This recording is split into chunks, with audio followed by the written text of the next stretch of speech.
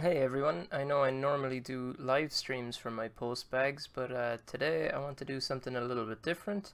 That's just because there's one package that I kind of need to open, and I'll explain about that in a minute. So it's just a short one, so I didn't think it'd be worth streaming about it. So let's jump into it.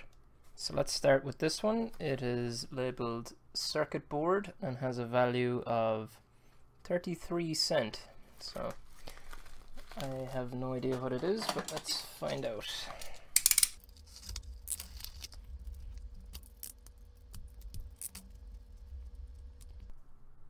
Okay, so this is SMD Programmer. It's meant to be for dropping in smaller SMD chips like the Atiny and being able to put them in a breadboard so you can program them before putting them in their final application. I talked about these on a stream before actually. I think they were about $2. I'll flash up there the price now in a second, but yeah, let's try it out. So as you can see, the Atiny fits in the top like that. These pins aren't connected to it at the moment. There's this spring mechanism. You can see the springs there on the side, that when you push that down, now the pins are touching the Atiny one. I don't know what the purpose is of that. It would also mean to actually program the Atiny, you need to hold it down, so I don't know what that's about. Also, it's pretty fiddly to put the Atiny chip in. You definitely need to use pliers or something. You won't be able to get it in by hand. And then the last thing is that the pins on the bottom are probably one too wide for my programmer, so it's bigger than a standard chip. So I'll need to modify my programmer to be able to take this as an input, but if it does work out, it should be pretty good. I'll update you when I do. Okay, next piece. Next one is another pretty small packet, EL products, but its value is $3.13, which is pretty high for China. So let's see what it is.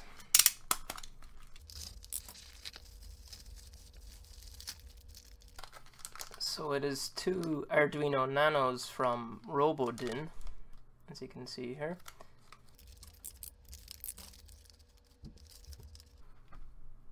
So as you can see, these aren't soldered, so I'll need to solder those pins in. I think you can buy a soldered option, but it's a little bit more expensive, and I wanted to have the flexibility of, if I didn't want the pins, I could solder directly to the board. The main reason I like the Robodin Nanos is it has a micro USB port, which is the main one I would use for or the main cable I would use for programming Arduinos, because I nearly always use ESP8266s or ESP32s. So just a handy one to have, just for projects that don't require Wi-Fi and maybe need more analog pins. This one actually has a pretty descriptive name, battery case, and it was $0.67 US apparently.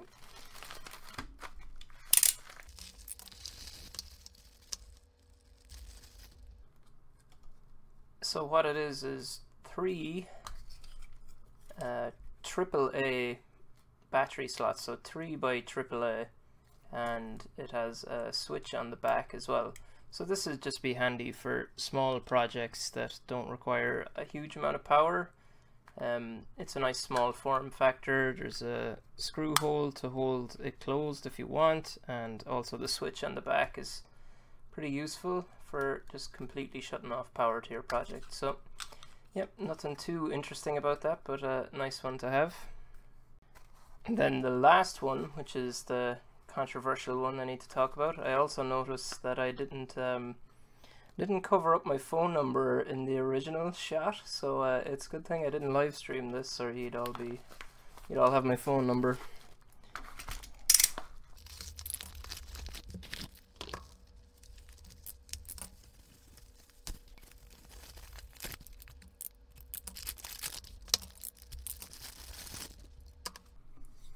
Okay, so this is a HDMI extender. So it's got a HDMI port on one end and a DC jack. It also comes with a power supply. And then on the other end, it has an Ethernet port. So I first came across this on Open Tech Labs channel. So Open Tech Labs was another one of the guest videos on Dave Jones. He was the first one. And on his backlog of videos, he had this product. And basically what it can be used for, what it's intended to be used for, is you buy an extender unit, the sender unit, and then you also buy a receiver unit, so you can place this beside your source of HDMI, so say like a PlayStation, and then you put the other one connected to your TV, and then you can just run the data over the LAN network. But what Open Tech Labs suggested and demonstrated is that you can use it as a video capture device. So you can transmit the HDMI data using this device, and then you can capture it on your PC using VLC and some other software as well. So he has a pretty detailed video going through this, so I will link to that up there, and I would definitely recommend checking it out.